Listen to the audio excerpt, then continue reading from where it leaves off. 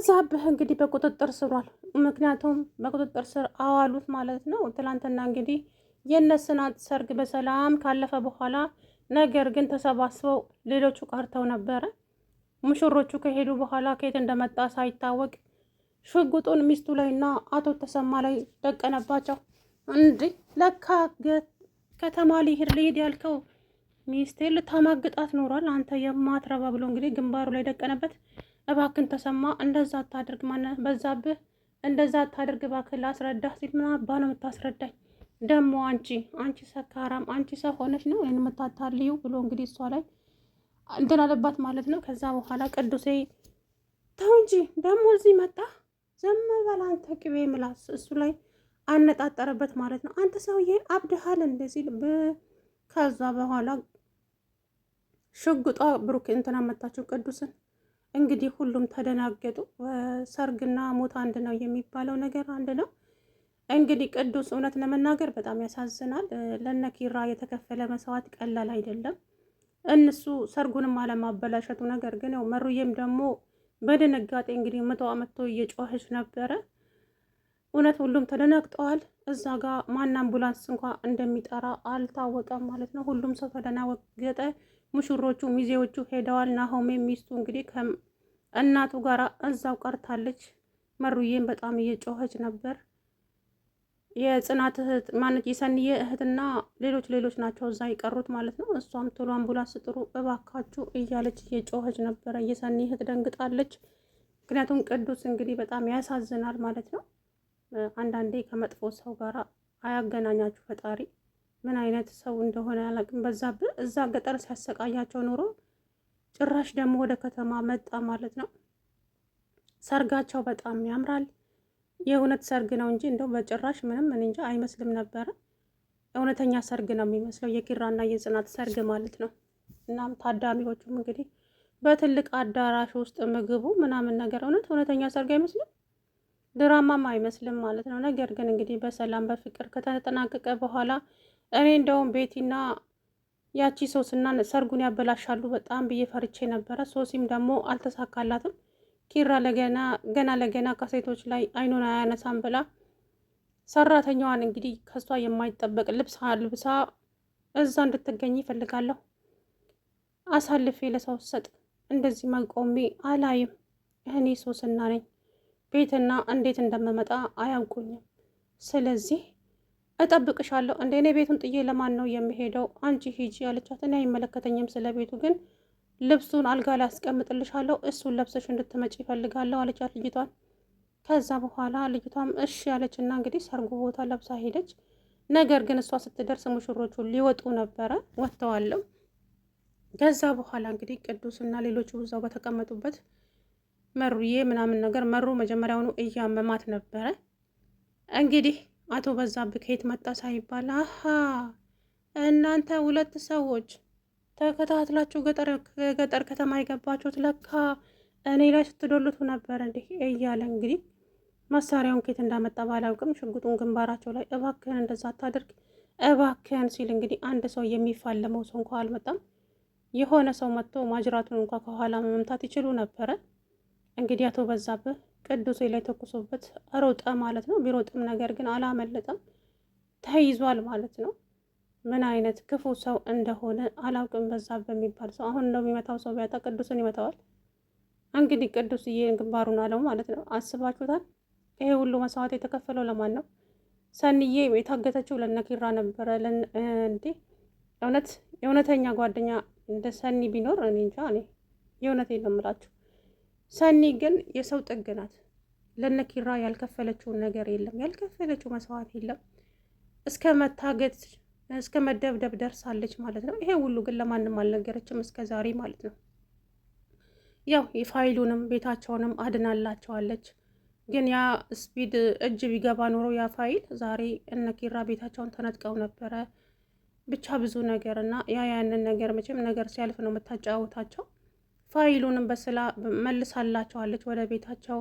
እንደገና ደግሞ ጽናት መከፋት የለባትም። የጽናት አባትም ደግሞ እንደዚህ መከፋት ሲከፉ ማየት አልፈልግም ብላ እንግዲህ ቤቷ ከእህቷ ጋር ተባብረው ቤታቸውን ፏ አድርገው ቤታቸው ሙሽራ ተሞሽሮ ምናምን ነገር በጣም ነው ደስ የሚለው ማለት ነው። እውነት ለመናገር እንደዚህ መተባበር መዋደድ ቢኖር ኖሮ የት በደረስን ነበረና እናም ሰኒ የሰው ጥግ የጓደኛ ጥግ ናት። በእውነት ብዙ መስዋዕት ከፍላለች ለነ ኪራ ቤት ማለት ነው። እንግዲህ መጨረሻ ላይ ግን ያው ሰርጋቸውን በሰላም ቢጠናቀቅም ይሄ በዛብህ የሚባል ሰውዬ ግን ቅዱስ ሲጀመር ለምን እንደቀረ አላውቅም። ከሚዜዎቹ ጋር እንግዲህ ያው ንካ ያለው ነገር ስለማይቀር እዛ እንግዲህ ይሄ መጥቶ እኔ ምን አይነት ሰው አላውቅም። በዛብህ የሚባል ሰውዬ እዛ ገጠር እንደዛ እንትን ብሏቸው ሲያሰቃያቸው ኖረ። አሁን ደግሞ እዚህም ከመጡ በኋላ እንደዚህ ሲያደርጋቸው እውነት በጣም ነው የሚያሳዝነው ማለት ነው። እንግዲህ ቅዱሴ ፈጣሪ አምላክ እሱ ከሱ ጋር የሆን እንጂ እንግዲህ አመታቱ ከባድ ነው። ወዲያው ነበረ በጀርባው ድፍት ያለው ማለት ነው። ምን አይነት ጦስ የሆነ ሰውዬ እንደሆነ አላውቅም። ሰላም ውድና የተከበራችሁ የቻናሌ ቤተሰቦች እንዴት ናችሁ? ደህና ናችሁ? አለው ደህና ነኝ። እንግዲህ የጽናትና የኪራ ሰርግ በአማረ ሁኔታ ተጠናቆ ነበረ። በመጨረሻም እንግዲህ እነሱንም አለመምታቱ አንድ ነገር ነው። እውነት ለመናገር ጽናት እዛ ጋር ብትኖር ጽናትን አይለቃትም ነበረ። አንቺ እንደዚህ እንዳረግሽኝ ህይወትሽን በሙሉ ሲኦል ነው የማደርገው እያለ እየዛተባት ነበረ ማለት ነው ጽናት ላይ።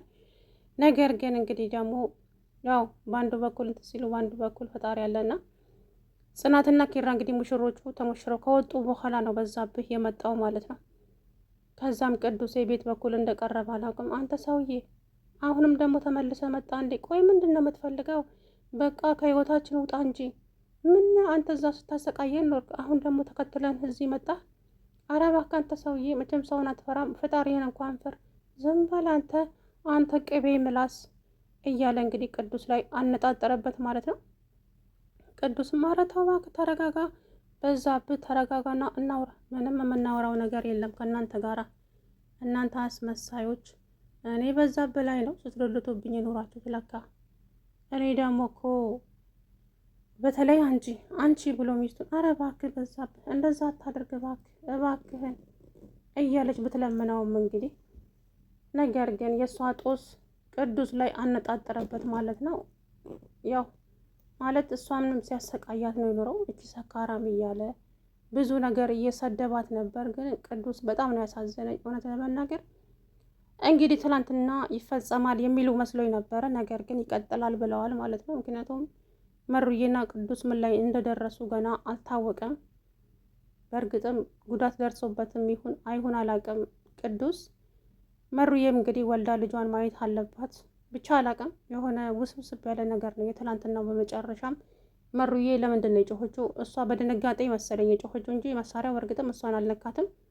ድንጋጤ እንግዲህ በድንጋጤ አንዳንድ ጊዜ የሚከሰቱ ነገሮች አሉ። በዛ ላይ እንግዲህ ነፍሰ ጡር ናት። የናሆሜ እናትም እንግዲህ ጩኸቷን ቅልጥ አደረገችው። ምጧ መጥቶ ይመስለኛል። የሰንዬ እህትም ቅዱስን እንግዲህ ይዛ እባካቸው አምቡላንስ ጥሩ እያለች እየጮኸች ነበረ ማለት ነው። እሱንም ሐኪም ቤት ይዘው ሄደዋል። ይህ ከመጥፎ ሰው ፈጣሪ ይጠብቃቸው። በተለይ እንደ በዛብህ አይነት ያንን እስቢድን ተገላገሉ ስንል ደግሞ ይሄኛው መጣ። ከየት እንደመጣም ባላውቅም ጭጋግ የሆነ ሰውዬ እንግዲህ አቶ በዛብህ ቅዱሴን ግንባሩን ብሎ ደፋው ማለት ነው። እውነት አሳዘነኝ። ቅዱስ የእውነት ነው የመሰለኝና ተንኮለኛና መጥፎ ሰው ፈጣሪ አምላክ ያዝላችሁ። በተለይ እንደነዚህ አይነት ሰዎች እንግዲህ እውነት ለመናገር ጽናት ብትኖር ኖሮ ጽናትን አይለቃትም ነበር ይህ ሰውዬ። ምክንያቱም እንደዚህ እንደተጫወታችሁብኝ ያን አባትሽን አንገቱን ባላስደፋ እኔ በዛብህ አይደለም። ሰርግ ትያለሽ እንዴ? ያ ሰርግ ሲደገስልሽ አያለሁ። እኔ በዛብህ አይደለሁም እሰራላችኋለሁ እያለ ሲዝትባት ነበረ። ቆይ አንተ ሰውዬ ምን አድርግ ነው የምትለኝ? እኔ ከአንቺ ምን የምፈልገው ነገር የለም። በእርግጥም ወንድሜ ሊያገባሽ ይፈልግ ነበር። አንቺ ግን ጠግበሽ ወንድ ፍለጋ ከተማ ገባሽ። ይሁን እሱም አልፏል። አሁን ደግሞ ሚስቴ የት እንዳለች ንገሪኝ ብልሽ እያወቅሽ አልነግርህም አልሽኝ። ስለዚህ ያን አባትሽን በአንቺ ነው አደለ የሚመካው? እና ሰርግ ደግሞ ሰርግ ይላል። የዓለምሽን ሳይድፍት ነው ማደረግልሽ አባትሽን እያለ እባክህ በዛብህ ልለመነህ፣ እባክህን እኛንም አባቴንም እኔንም ትተህን ከህይወታችን ውስጥ ውጣ። እኔ ሚስት የት እንዳለች አላውቅም። ታውቂያለሽ ከዴብ ጋር እኮ ብርቄ ምናምን እያልሽ ስታወሪ እኮ ሰምቻለሁ። ያልሰማው መሰለሽ እንዴ? እና ብሰማስ ብርቄ እሷ ብቻ ነች እንዴ እያለች እንግዲህ ብትለውም አፍሽን ዝጊ እንጂ አፍሽን ብትዘጊ ይሻልሻል፣ ነግሬሻለሁ እያለ እሷን ጭራሽ ጽናቴን ማስፈራራት ጀመረ ማለት ነው። ከዛም እንግዲህ ተከትሏቸው ለካ ተጠራጥሯል። ማለትም ተሰማ ወደ ከተማ በመምጣቱ ቤቱን ሸጦ እህሉንም ሸጦ ስለመጣ ተጠራጥሮ ነበረ። ገባችሁ? አሀ እኔ ላይ ነው እንደ እነኚህ ሰዎች የሚዶልቱት ሲል እንግዲህ ቀጥታ ወደ ከተማ መጣ ማለት ነው። አሳፋሪ ሰውዬ ነው እውነት ለመናገር እንግዲህ መጨረሻቸው ምን እንደሚሆን ባላውቅም እንግዲህ ቅዱስና መሩ በእርግጥም ምጧ መጥቶ ነው። ቅዱስ ግን በጣም ነው ያሳዘነኝ እውነት አላቅም። እንግዲህ ሐኪም ቤት ወስደዋቸዋል ሁለቱንም፣ እሷም ትወልዳለች። ይሄም ይድናል ብዬ አስባለሁ፣ ወይ ምዕራፍ 2 ይዘው ይመጣሉ ብዬ አስባለሁ። እንግዲህ አላቅም ይቀጥላል ብለዋል። መጨረሻውን ደግሞ እንግዲህ የምናይ ነው የሚሆነው። እውነት ለመናገር በጣም እኔ እንጃ ምን አይነት ሰው እንደሆነ ይህ ሰውዬ ግን ወይኔ ጉዴ ፈላ። በዛ በሚባል ሰው